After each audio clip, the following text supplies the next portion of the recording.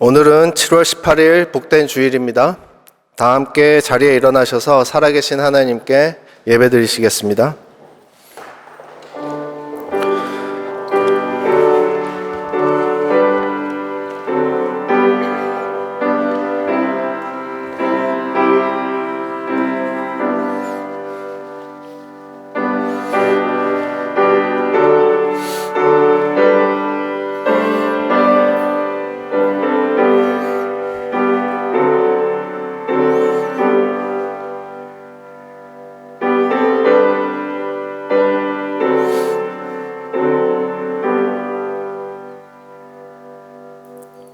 하나님이여, 내 마음을 정하였사오니 내가 노래하며 나의 마음을 다하여 찬양하리로다.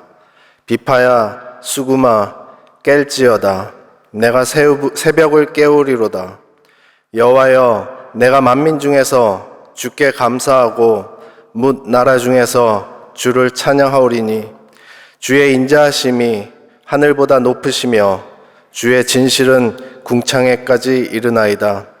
하나님이여, 주는 하늘 위에 높이 들리시며 주의 영광이 온 땅에서 높임 받으시기를 원하나이다.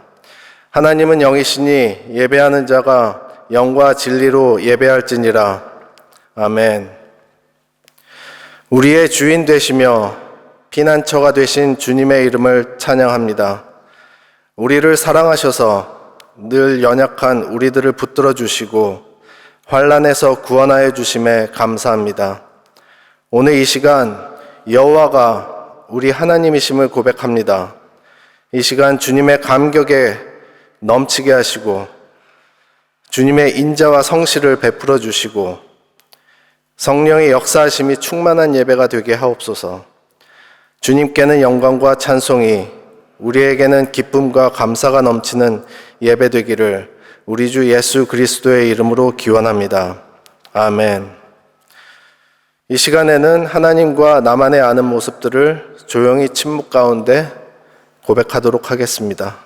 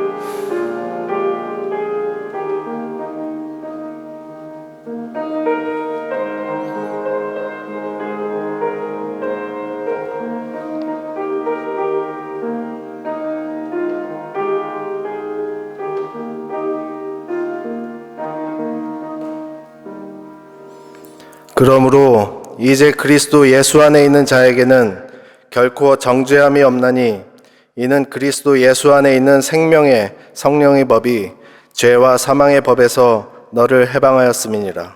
아멘. 이 시간에는 사도신경으로 우리의 신앙을 다 같이 고백하도록 하겠습니다. 나는 전능하신 아버지 하나님 천지의 창조주를 믿습니다. 나는 그의 유일하신 아들 우리 주 예수 그리스도를 믿습니다. 그는 성령으로 잉태되어 동정녀 마리아에게서 나시고 본디오 빌라도에게 고난을 받아 십자가에 못 박혀 죽으시고 장사된 지 사흘 만에 죽은 자 가운데서 다시 살아나셨으며 하늘에 오르시어 전능하신 아버지 하나님 우편에 앉아 계시다가 거기로부터 살아있는 자와 죽은 자를 심판하러 오십니다. 나는 성령을 믿으며 거룩한 공교회와 성도의 교제와 죄를 용서받는 것과 몸의 부활과 영생을 믿습니다. 아멘. 자리에 앉아주시기 바랍니다. 다 함께 찬송가 435장 함께 부르신 뒤에 오늘 예배를 위해서 이윤경 집사님께서 대표로 기도해 주시겠습니다.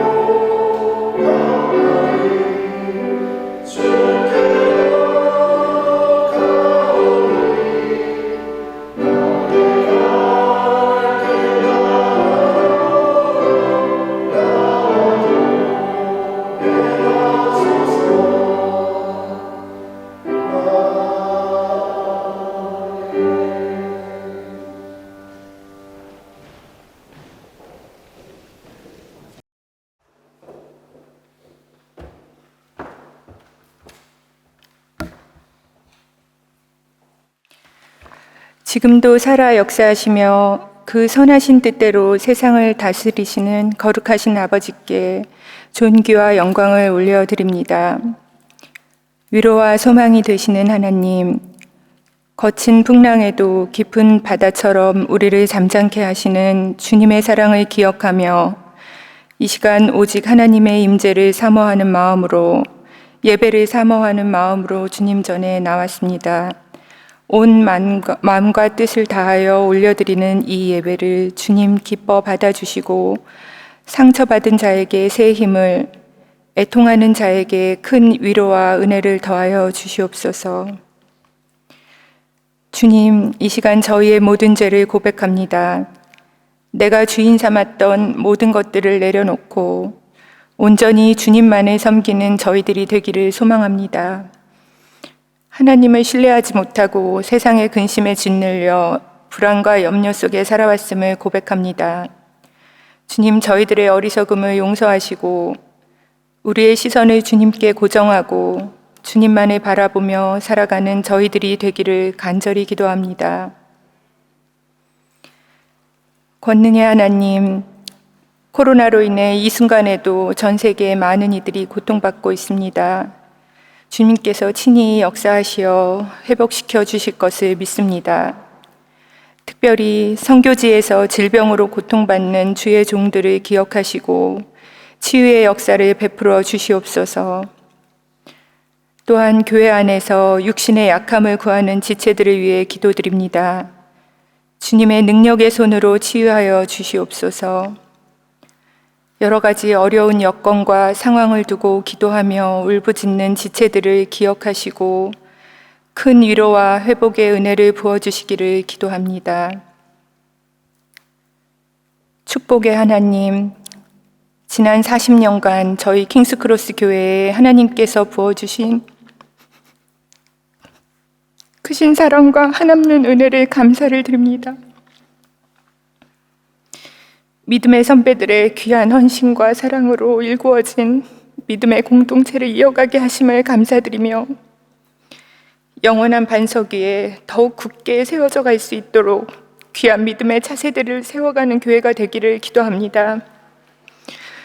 오랜 기간 성도님들의 기도 가운데 모든 청빙 과정이 마무리되게 하심을 감사를 드립니다. 하나님께서 저희 교회의 목자로 허락해 주신 한영성 목사님을 통해 교회가 말씀 안에서 회복되어지고 상처받은 영혼들이 오직 말씀으로 치유되기를 기도합니다. 소외되고 침묵하는 지체들이 섬기는 교회로, 형제와 자매의 아픔을 나의 고통으로 함께 나누는 교회로, 성도 간의 신뢰와 사랑이 넘치는 아름다운 사랑의 공동체로 회복되어지기를 간절히 기도드립니다. 또한 하나님께서 세워주신 교회의 직분자들을 위해 기도합니다. 장로, 권사, 안수집사, 서리집사에 이르기까지 직분의 소중함과 엄중함을 각자 마음에 새기고 또 새기며 더욱 낮아지고 겸손하게 충성된 종으로서 아름다운 신앙의 공동체를 이루어가는 선한 협력자들로 세워질 수 있도록 축복하여 주시옵소서. 교회의 청년부와 중고등부, 유초등부와 갓난 아기들, 태중의 아기들에 이르기까지 하나님께서 한 사람 한 사람 친히 만나주시고 그들의 삶을 눈동자와 같이 지켜주시며 믿음으로 장성하여 하나님 나라의 귀한 일꾼들로 자라나는 데 부족함이 없도록 때에 따라 모든 필요를 채워주실 것을 믿습니다. 이 시간 단에 세워주시는 유병원 목사님의 말씀을 통하여 저희 각자의 삶이 변화되고 교회가 변화되며 세상이 변화되어 하나님 나라가 확장되어지는 큰 역사가 일어나게 하옵소서. 이 모든 말씀을 예수님 이름으로 기도합니다. 아멘.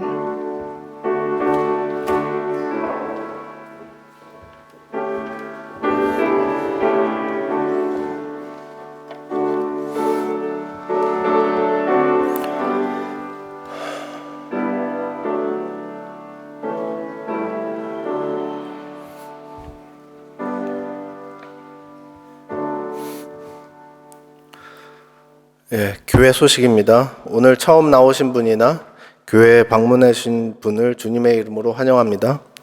오늘 설교는 런던 한인교회 유병원 목사님께서 전해주시겠습니다.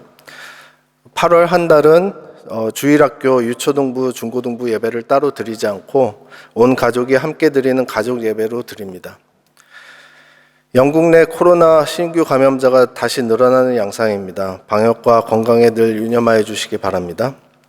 예배는 오후 1시 시작입니다. 예배 준비는 12시 30분부터 가능하며 아직 코로나 상황 아래 진행되는 예배이므로 방역을 위해 교회 입장은 되도록 12시 30분부터 해주시기 바라며 예배 후에도 가능하면 신속히 해산될 수 있도록 협조 바랍니다. 지난주 공동의회에서 한영성 담임 목사 위임이 가결되었습니다. 주님의 은혜에 감사드리며 한 목사님께서는 8월 첫 주에 맞춰 저희 교회 사역을 시작하실 예정이니 많은 기도 부탁드립니다. 이 시간 정현숙 집사님께서 성경 봉독해 주시고 이 세상을 본받지 말라라는 제목으로 유병원 목사님께서 하나님 말씀 전해 주시겠습니다.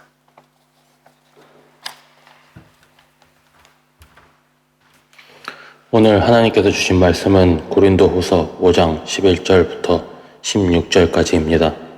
고린도후서 5장 11절부터 16절까지의 말씀을 제가 봉독하겠습니다. 우리는 주의 두려우심을 알므로 사람을 권면하거니와 우리가 하나님 앞에 알려졌으니 또 너희의 양심에도 알려지기를 바라노라. 우리가 다시 너희에게 자천하는 것이 아니요 오직 우리로 말미암아 자랑할 기회를 너희에게 주어 마음으로 하지 않고 외모로 자랑하는 자들에게 대답하게 하려 하는 것이라. 우리가 만일 미쳤어도 하나님을 위한 것이요 정신이 온전하여도 너희를 위한 것이니 그리스도의 사랑이 우리를 강권하시는도다. 우리가 생각하건대 한 사람이 모든 사람을 대신하여 죽었은즉 모든 사람이 죽은 것이라. 그가 모든 사람을 대신하여 죽으심은 살아있는 자들로 하여금 다시는 그들 자신을 위하여 살지 않고 오직 그들을 대신하여 죽었다가 다시 살아나신 이를 위하여 살게 하려 함이라. 그러므로 우리가 이제부터는 어떤 사람도 육신을 따라 알지 아니하노라. 비록 우리가 그리스도 육신을 따라 알았으나 이제부터는 그같이 알지 아니하노라. 아멘.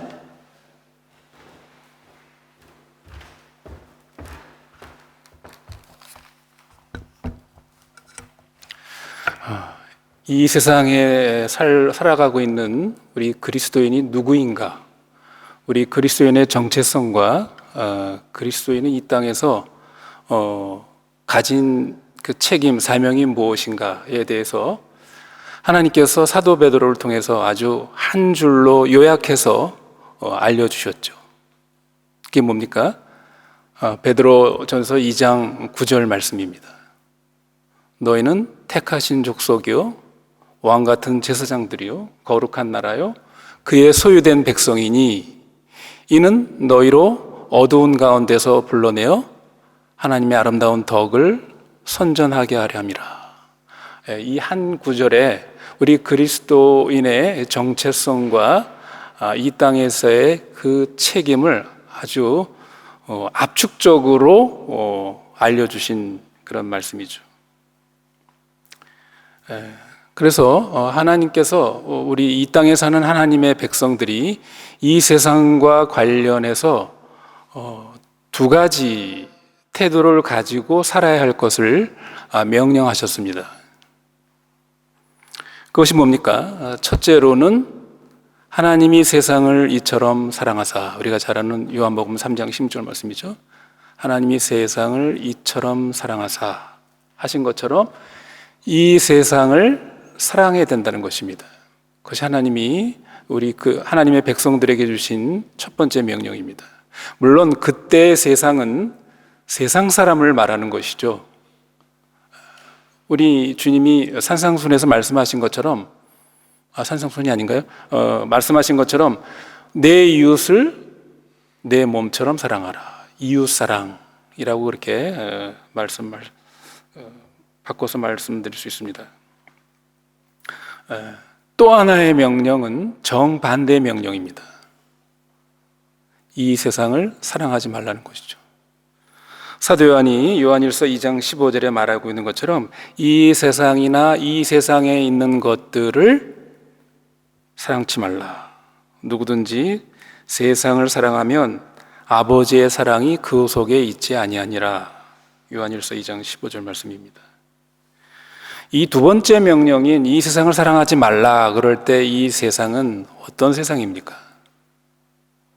이때 세상은 혹은 그 세상에 있는 것들이라는 것은 하나님을 인정하지 않고 하나님을 거부하는 그런 어떤 사상 체제 혹은 그런 가치관을 의미하는 것입니다. 한마디로 말하면 세속주의라 말할 수 있는 것이죠. 그러니까 우리 이 땅에 사는 하나님의 백성은 이 세상, 하나님을 거부하고 인정하지 않는 그러한 이 세상의 철학이나 가치관 그런 것들을 본받지 말고 하나님 나라의 그런 사상과 가치관을 따라 살아야 한다라는 것입니다. 이것은 구약시대의 하나님의 백성인 이스라엘이나 신약시대의 하나님의 백성인 그리스도인 모두에게 요구된 명령입니다. 여러분이 잘 아는 것처럼 구약시대 이스라엘 백성들이 출애굽한 다음에 이제 약속의 땅 가나안 땅으로 들어가야 되지 않습니까? 그 신명기에 보면 하나님께서 모세를 통해서 뭐라고 그랬습니까? 너희가 그 가나안 땅에 들어가면 거기에 사는 가나안 족속들과 혼인하지 말아라. 그렇게 말하고 있죠.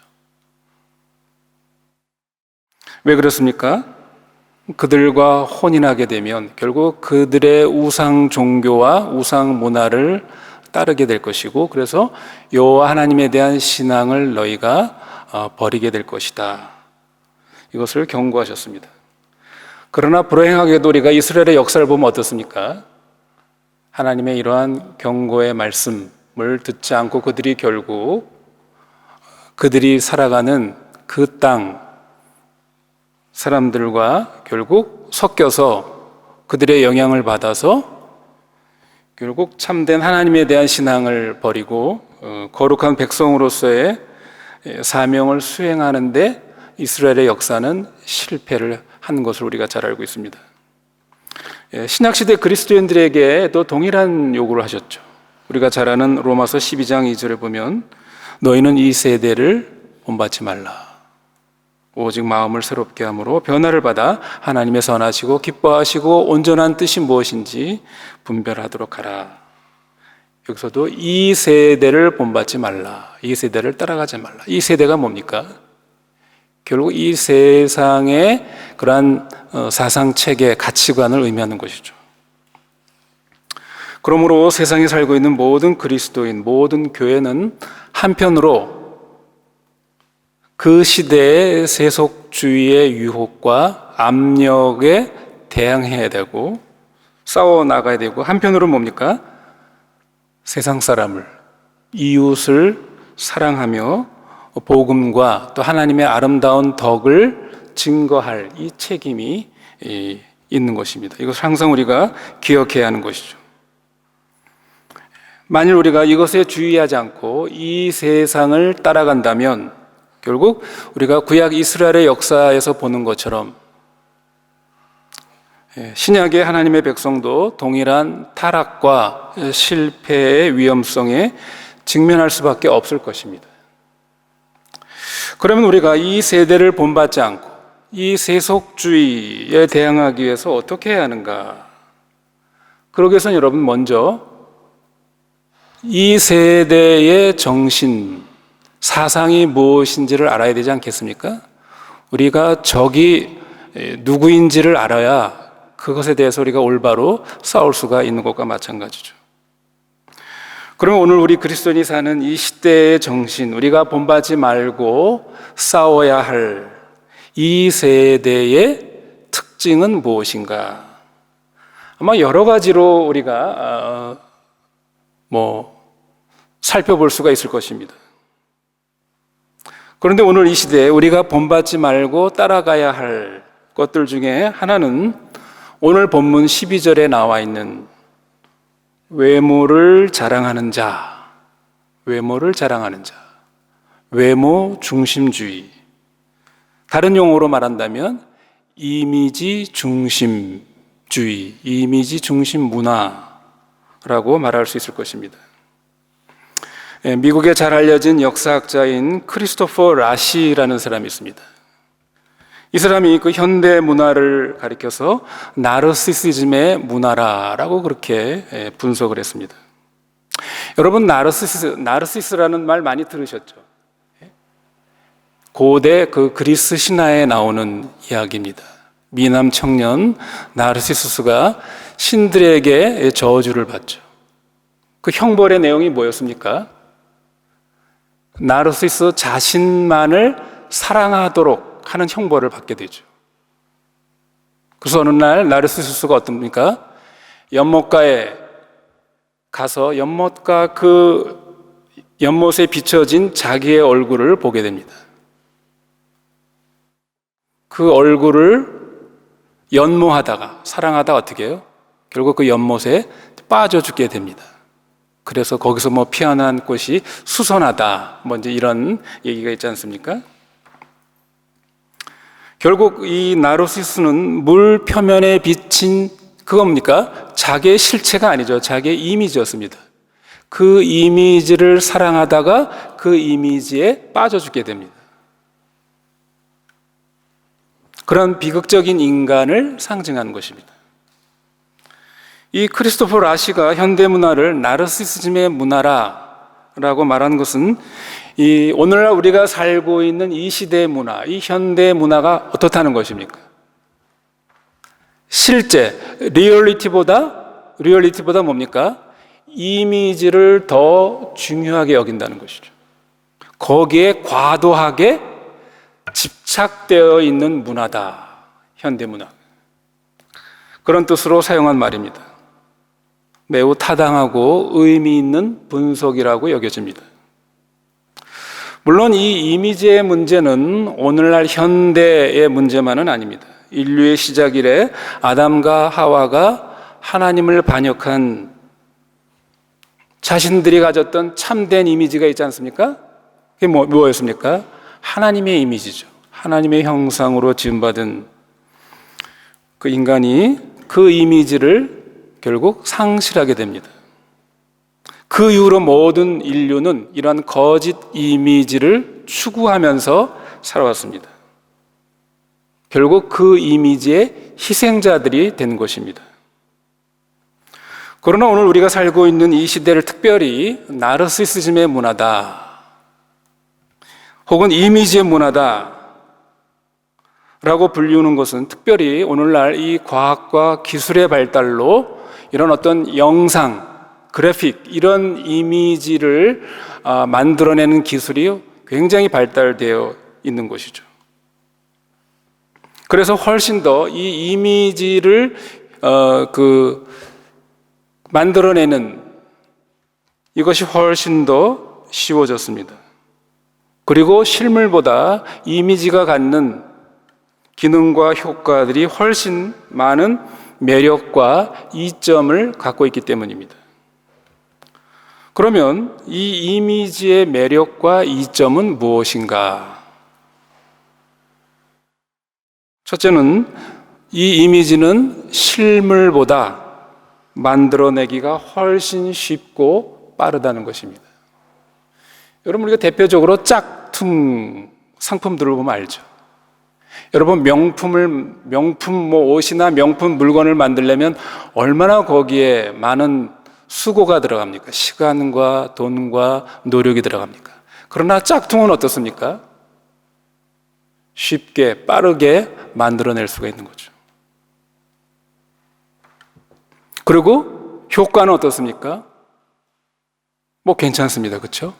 아마 여러분 가운데도 혹시 짝퉁을 가지고 다니실지 모르겠지만, 사람들이 잘 그렇게 가까이서 검사해 보지 않으면 저게 진짜인지 짝퉁인지 잘 구별할 수가 없는 것이죠. 둘째는 실물보다 융통성이 많고 다루기가 훨씬 쉽다는 것입니다.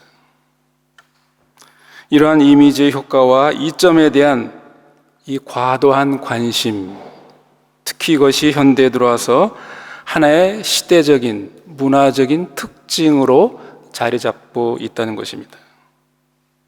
왜냐하면 어떤 상품이나 사람에 대해서 실제로 좋은 상품을 만들어내거나 그 사람이 좋은 사람, 훌륭한 사람이 되는 것보다 좋은 사람으로 보이는 것, 훌륭한 상품으로 보이는 이미지, 이것을 만들어낸 것이 훨씬 값싸고 빠르기 때문인 것이죠.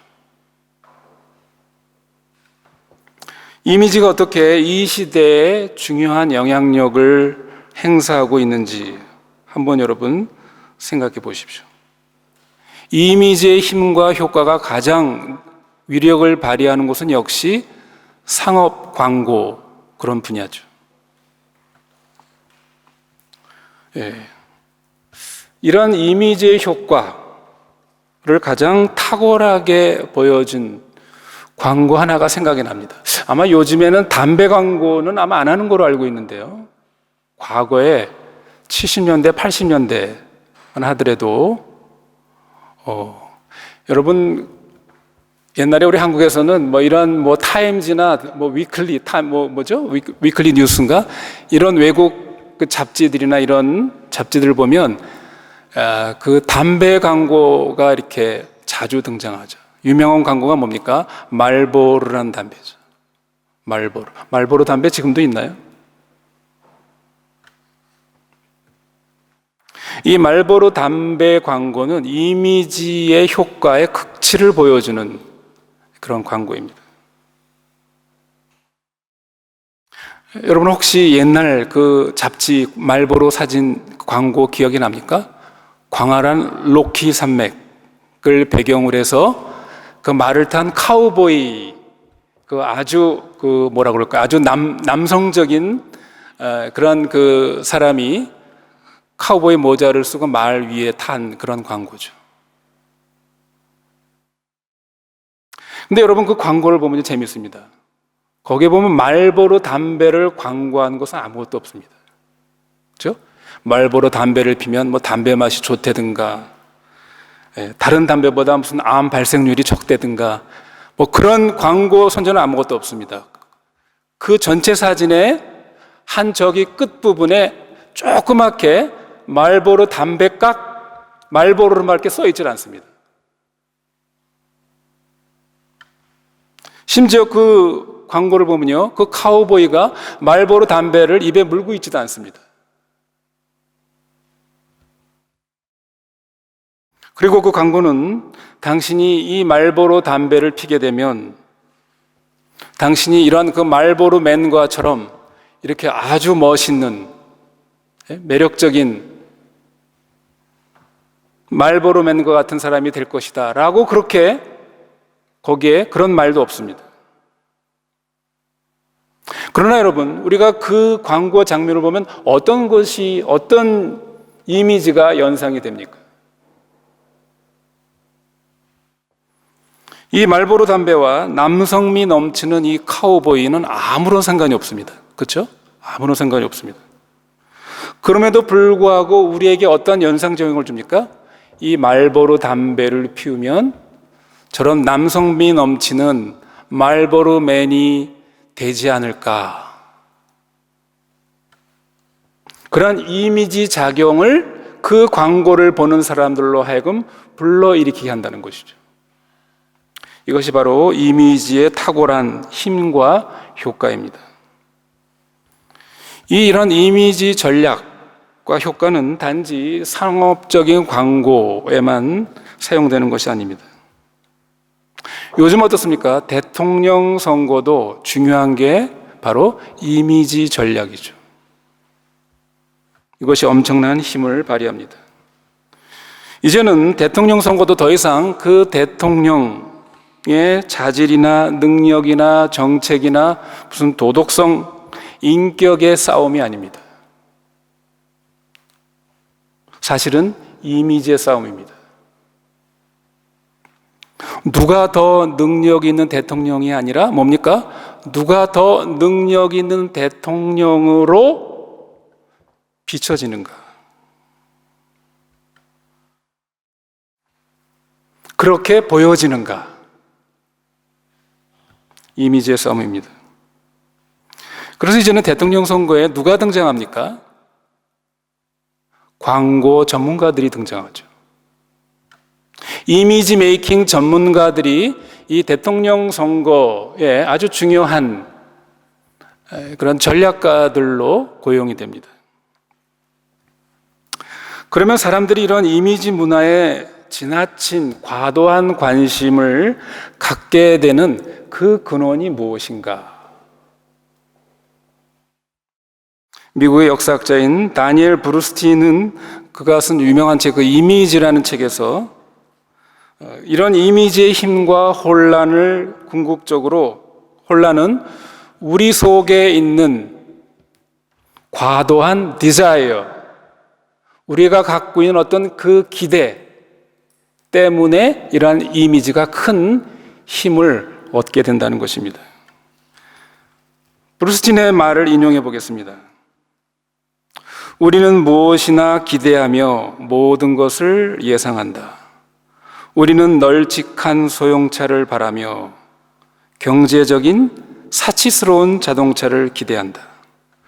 우리는 차선을 많이 베풀면서도 부자이기를 바라며 권력이 있으면서도 인정이 많기를 바라고 적극적이면서도 조심스레 숙고하는 사람이 되기를 바라며 친절하면서도 경쟁에 이기기를 바란다. 우리는 마구잡이로 먹어대면서 날씬하기를 바라며 여기에 해당되는 분 안 계십니까?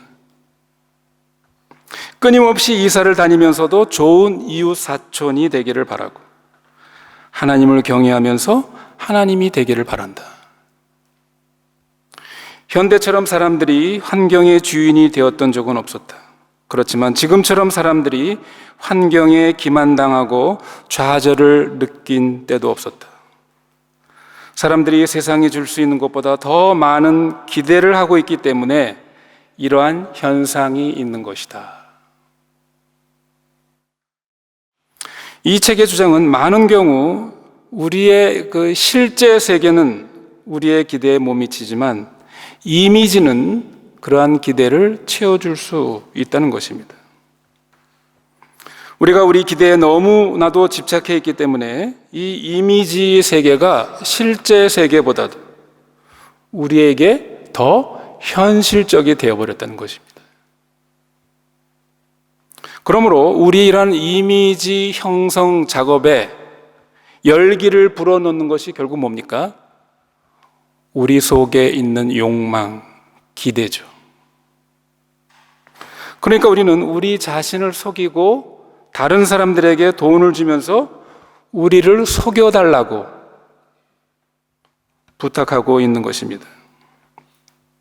물론 우리의 삶에는 일종의 연극적인 측면을 부인할 수가 없습니다. 그렇지 않습니까? 우리는 다른 사람이 나를 보고 있다는 그런 사실로 인해서 우리의 행동에 어떤 영향을 받게 되어 있습니다. 또한 우리는 의도적이든 의도적이든 않든 간에 다른 사람들에게 나의 어떤 인상, 임프레션이죠. 인상을 주죠. 또 이미지를 전달하게 됩니다. 따라서 우리가 다른 사람에게 우리의 어떤 이미지, 인상을 투사하는 것은 피할 수가 없습니다. 그리고 그것은 반드시 부정적으로만 볼 수는 없습니다. 왜 그렇습니까? 우리는 사실은 다른 사람이 나를 보고 있다라는 나의 이미지 때문에 어떻게 해요? 우리가 그래도 예의를 지키고 예절을 지키는 것. 소위 그걸 우리 페르소나라고 그러지 않습니까? 우리가 이런 어떤 외면 인격이 있어서 그런 걸 의식하기 때문에 그래도 우리가 여러 가지 예의와 질서를, 체면을 우리가 지키는 것입니다. 그래서 그것이 결코 전부 우리가 부정적으로 볼 필요는 없는 것이죠. 그러나 우리가 이미지를 적절하게 사용하느냐, 부적절하게 사용하느냐, 이것은 반드시 구별해야 합니다. 왜 우리는 이 세대의 특징인 이 이미지의 문화, 이미지 중심의 문화와 삶을 본받지 않아야 하는가? 왜 그렇습니까? 우리가 이 이미지 관리에 우리의 의식적인 시간과 동기가 너무 많이 들어가게 되면 어떻습니까? 우리의 진정한 인격, 개성, 이것이 완전히 상실되고 우리가 허상을 쫓아가기 때문입니다. 우리의 모든 관심과 에너지가 이 이미지, 여기에 우리가 몰두한다면 우리는 여기에 몰두만 하고 사실은 그 이미지 안에 있는 우리의 진정한 실체에 대해서 우리가 관심을 갖지 않는 이런 위험성이 있기 때문입니다. 우리가 이미지 중심의 이러한 삶으로 가면 갈수록 그 배후에 있는 나의 진정한 모습, 이것은 점점점 더 작아지게 됩니다. 그래서 내 인생의 초점은 내가 진정으로 누구인가? 나는 무엇을 하는 존재인가? 이러한 그 관심, 초점에서 뭘로 옮겨집니까? 다른 사람에게 내가 어떻게 비춰지는가? 다른 사람이 나를 어떻게 보고 있는가? 내가 다른 사람에게 어떻게 보여줘야 되는가? 이것으로 변화됩니다. 다시 말해서 실체에서 허상으로 변화되기 때문입니다. 그러나 이러한 이미지 효과의 매력은 거짓된 유혹이라는 사실을 우리는 잊어서는 안 됩니다. 여러분, 하와를 유혹한 이 사탄의 전략을 보십시오. 이게 바로 이미지 전략 아니었습니까? 선악을 알게 하는 나무의 열매를 설명하면서 뭐라 그럽니까? 네가 이것을 따먹으면 죽지 않는다. 이런 말을 들으면서 하와에게 그 선악을 알게 하는 나무가 어떻게 비춰졌습니까? 보암직하고 먹음직스럽고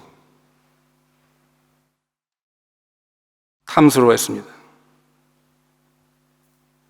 그러니까 이미 하와의 마음 속에는 잘못된 욕심과 기대가 있었죠. 그게 뭡니까? 자신이 하나님이 되고 싶은, 내가 하나님이 될 것이다라는 그런 사탄의 유혹도 있었지만 하와의 마음속에 이미 하나님이 되고 싶은 잘못된 기대가 있는 것이죠.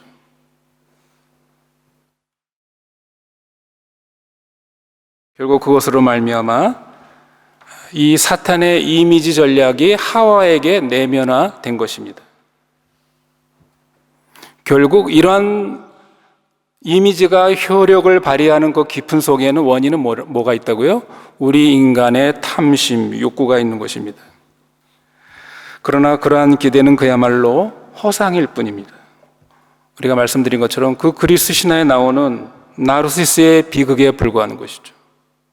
결국 나르시스는 자기의 이미지를 사랑하다가 그 이미지 때문에 빠져 죽게 됩니다. 또한 이것이 아담과 하와의 비극이었습니다. 우리는 성경 인물 가운데서 또 그런 인물을 발견해야 되죠. 그게 누굽니까? 사도행전 5장에 나오는 아나니아와 삽비라 부부입니다. 그들이 거짓말을 하게 된 동기가 뭐였습니까? 예루살렘 교회 그 교인들 앞에서 자신들의 좋은 신앙의 이미지, 신앙의 영웅적인 이미지를 사람들에게 보여주고 싶었기 때문에 그들이 거짓말을 한 것이죠. 예수님 당시의 바리새인들, 대표적인 이 이미지의 희생자들입니다. 그들은 사람들에게 자신들의 좋은 그 신앙의 이미지를 만드는 일에만 관심을 가진 사람들이었습니다. 자, 그런데 오늘 우리가 이 본문의 내용을 보면 우리는 여기서 바울의 인생관을 여기서 보게 됩니다. 이것이 오늘 우리가 이러한 이미지 중심의 현대 문화에서 우리가 어떤 태도를 가져야 되는가, 이 바울의 이 예를 통해서 우리가 배울 수 있습니다. 또한 이러한 바울의 인생관은 우리가 살고 있는 이 세대의 특징인 이 나르시시즘의 문화, 이미지 중심의 문화에 대해서 우리가 어떤 태도를 가지고 살아야 할지 그 모델을 우리에게 제시해 주는 것입니다. 바울은 11절에서 자신의 전 삶을 지배하는 하나의 중요한 삶의 원리를 여기서 제시하고 있습니다. 바울은 자신이 그 삶의 원리 속에서 살아가고 있음을 당당하게, 그러나 겸손하게 고백하고 있습니다. 그 삶의 원리가 무엇이었습니까? 11절에 주의 두려우심을 아는 것. 원래 이 11절은 그러므로라는 접속사가 앞에 있습니다. 그러나 이 우리말 성경에는 그러므로라는 단어가 생략되어 있는데, 그러니까 이 그러므로라는 건 뭡니까? 11절은 10절과 연결해서 봐야 된다는 것이죠. 10절에 무슨 내용이 있습니까? 이는 우리가 다 반드시 그리스도의 심판대 앞에 드러나 각각 선악간에 그 몸으로 행한 것을 따라 받으려 함이라. 그렇기 때문에 사도 바울이 주의 두려우심을 알았다. 그러니까 우리는 하나님을 아무렇게나 만만하게 대할 수 있는 그런 분이 아니다. 우리의 행한 모든 것을 선악간에 심판하시는 분, 그 모든 것을 아시고 심판하시는 두려우신 하나님. 이 두려움은 막연한 공포가 아니라 거룩한 경건한 두려움입니다. 바울은 매일매일의 삶 가운데서 자신의 모든 삶의 행위의 궁극적인 판단자, 심판자가 계심을 알고 그분 앞에서 경건한 두려움을 가지고 살았다는 것입니다. 다시 말하면 바울은 자신의 가면, 그 앞부분, 이미지만을 볼 수 있는 이 세상의 관객들을 의식하는 그런 이미지 중심의 생활이 아니라 자신의 가면 뒤쪽을 보실 수 있는 분, 이미지의 그 속, 표면이 아니라 그 이면, 속을 보실 수 있는 그분을 바울은 최후의 관객으로 생각했다는 것이죠. 그래서 그리스도를 두려워하며 그분을 의식하며 사역했다고 그렇게 고백하고 있습니다. 11절은 요즘 용어로 말하면 이런 것이죠. 바울은 늘 자신의 모든 행동과 그 동기까지 감찰하고 계신 주님을 의식하며 살았기 때문에 바울 자신이 행한 일들이 어떤 종류였든지 주님이 알고 있는 바울의 이미지와 고린도 교인들이 알고 있는 바울의 이미지가 어땠습니까? 이게 일치되고 같았다는 것입니다. 참 이것이 우리가 생각할 부분이 많이 있죠. 여러분, 저와 여러분은 어떻습니까? 하나님이 보시는 나와 다른 성도들이, 다른 그리스도인이, 다른 사람이 보는 나가 일치합니까?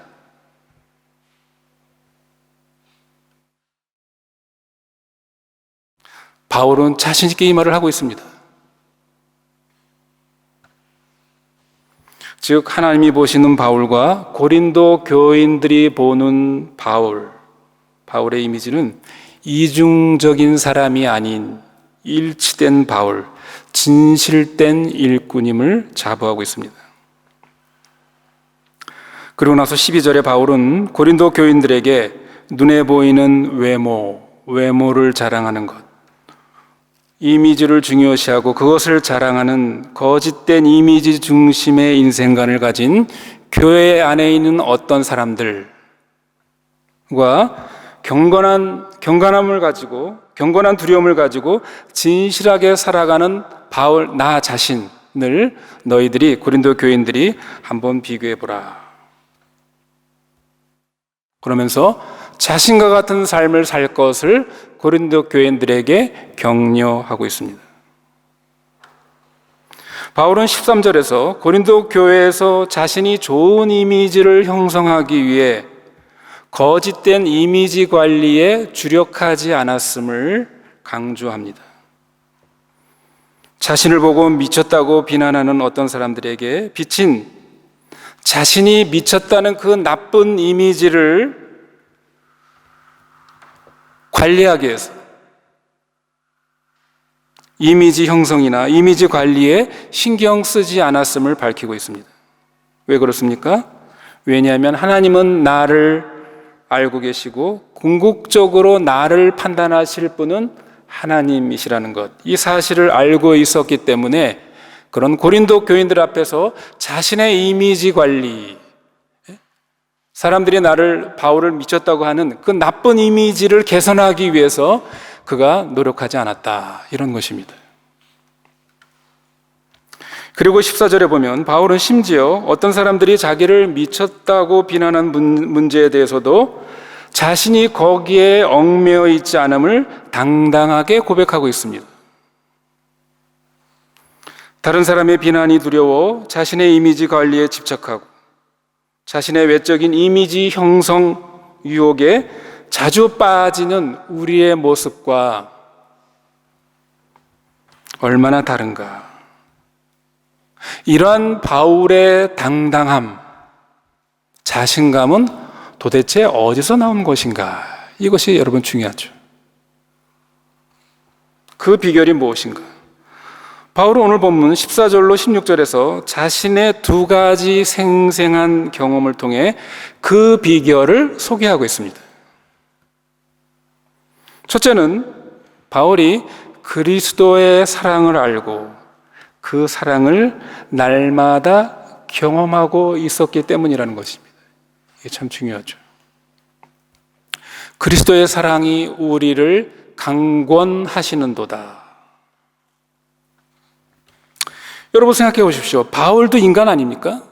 바울이라고 왜 다른 사람의 평가에 대해서, 다른 사람의 눈에 비춰질 자신의 이미지에 대해서 왜 신경을 쓰지 않았겠습니까? 왜 관심이 없었겠습니까? 그러나 그가 그런 이미지 중심의 문화와 생활을 거부할 수 있었던 것, 그런 유혹을 그가 물리칠 수 있었던 것이 무엇입니까? 그것은 바로 그의 마음을 압도하는 그리스도의 사랑 때문이었죠. 그리스도의 사랑으로 말미암아 자신의 존재 가치와 중요성을 그가 알았기 때문입니다. 요즘 흔히 쓰는 말로 바울이 견고한 높은 자존감을 거기서 찾은 것이죠.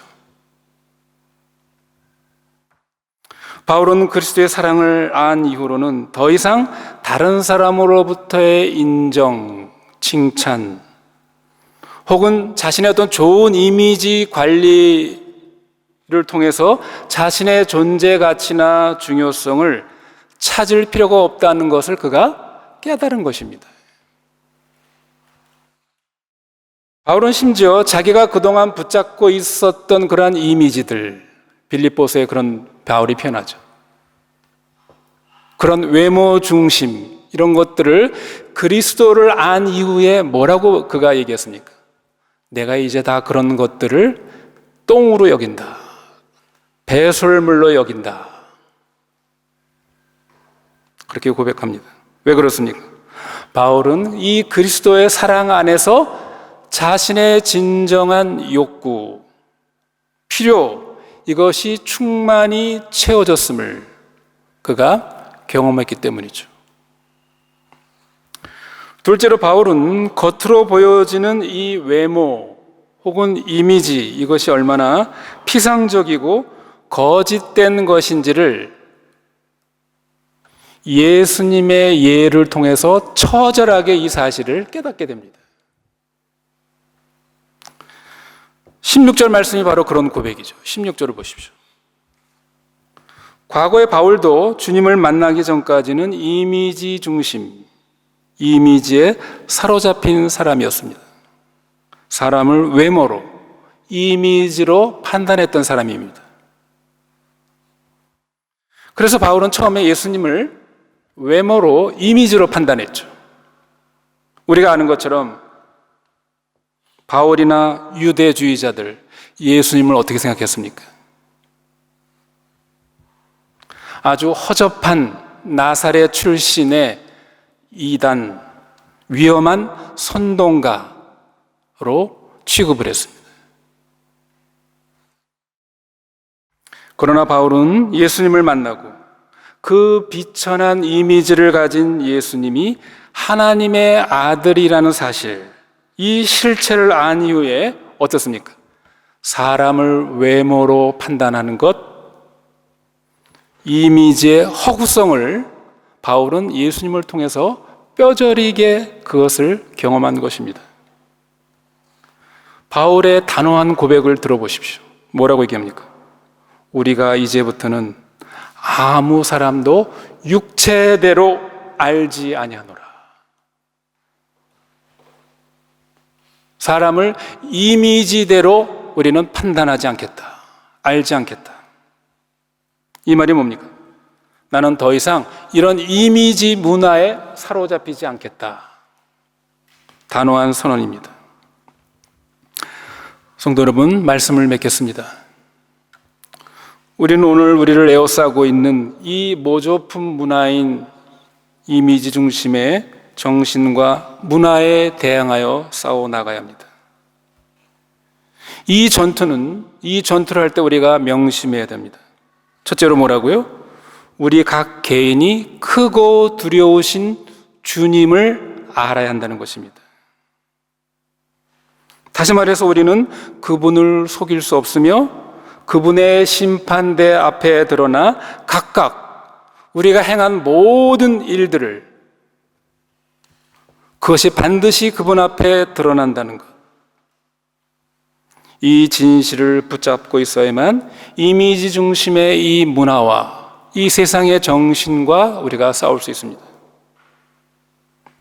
우리는 이 세상을 살아가면서 우리의 모든 것을 아시고 판단하시는 주님을 우리 인생 무대의 최후의 관객으로 모셔야 합니다.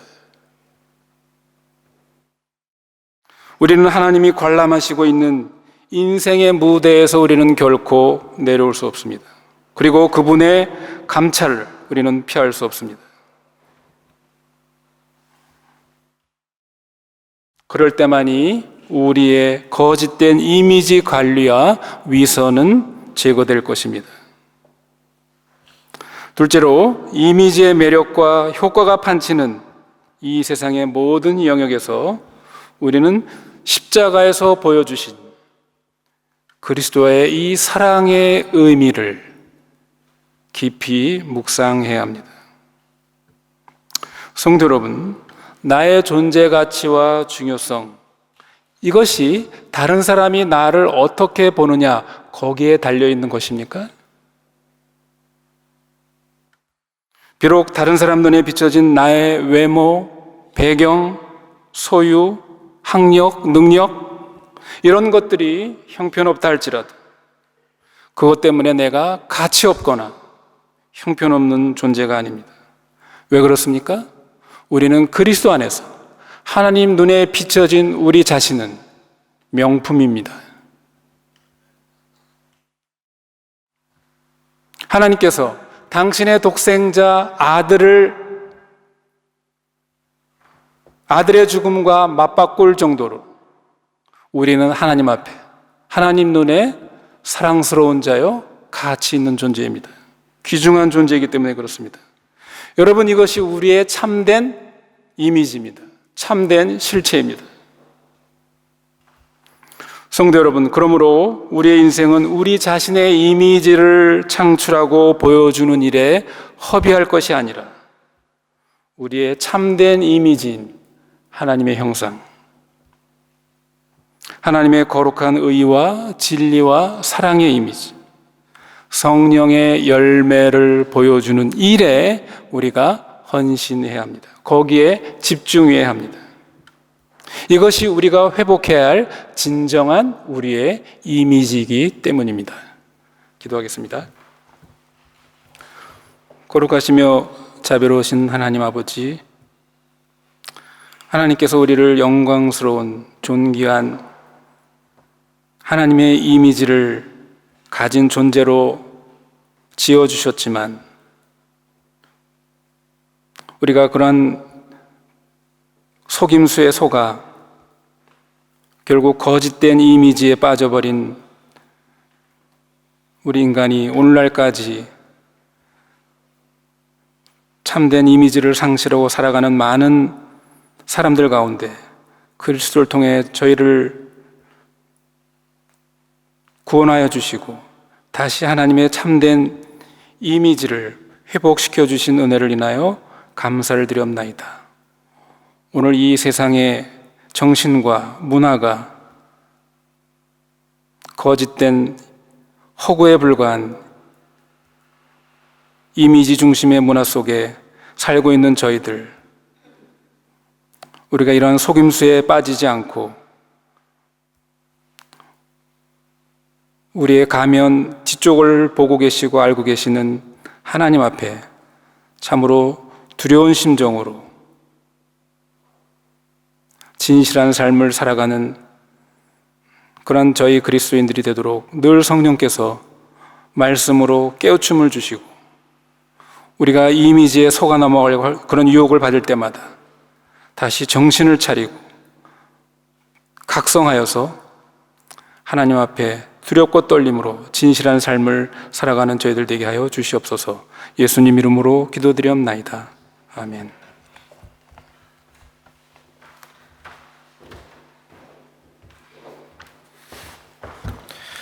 다 함께 자리에 일어나셔서 찬송가 455장 부르시면서 이 시간 준비한 예물 드리시겠습니다. 이후 목사님께서 봉헌 기도와 축도로 예배 마치겠습니다.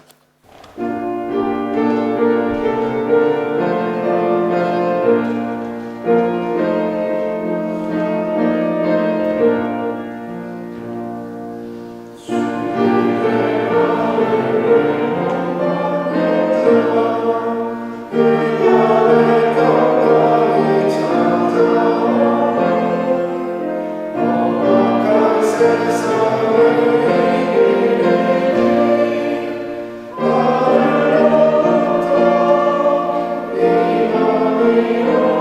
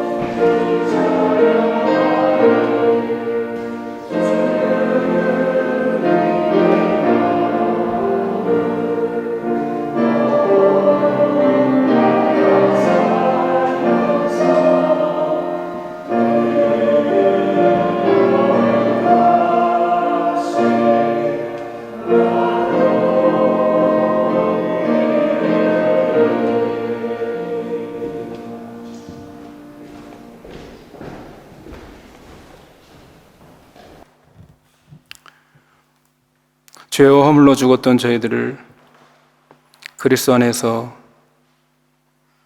하나님의 귀한 자녀로 삼아주시고 또 우리가 이 땅을 살아가는 데 필요한 모든 필요들을 공급하여 주시는 자상한 우리의 아버지가 되심을 인하여 감사를 드리옵나이다. 무엇을 먹을까, 무엇을 마실까, 무엇을 입을까 염려하지 말라고 하셨고, 그것은 하나님을 모르는 이방 사람들이 구하는 것이요, 천부께서 어련히 알아서 우리의 필요를 다 아시고 우리의 가장 적절하게 공급해 주시는 하나님의 선하심을 늘 생각하며 살아가는 저희들 되게 하여 주시옵소서. 오늘도 주님의 베풀어 주신 은혜에 감사하여 감사의 표시로 드리는 이 예물을 우리가 마음을 담아서 드리는 것을 주께서 기쁘게 받아주시고 이 예물이 쓰여지는 곳마다 또 주님의 사랑이 증거되게 하여 주시옵소서. 우리 주 예수 그리스도의 은혜와 하나님 아버지의 무한하신 사랑과 성령님의 교통하심이 우리에게 주신 이 놀라운 하나님 백성의 특권을 하나님께서 이 땅에서 하나님의 아름다운 덕을 선전하고 증거하도록 우리에게 맡기신 특권임을 깨닫고 우리가 가정에서, 교회에서, 직장에서, 우리의 사업에서, 우리의 모든 삶의 자리에서 하나님의 살아계심을, 하나님의 아름다운 덕을 증거하기를 간절히 사모하며 또 그렇게 실천하기를 원하는 당신의 모든 자녀들 머리 위에 영원토록 함께 하시기를 축원하옵나이다. 아멘.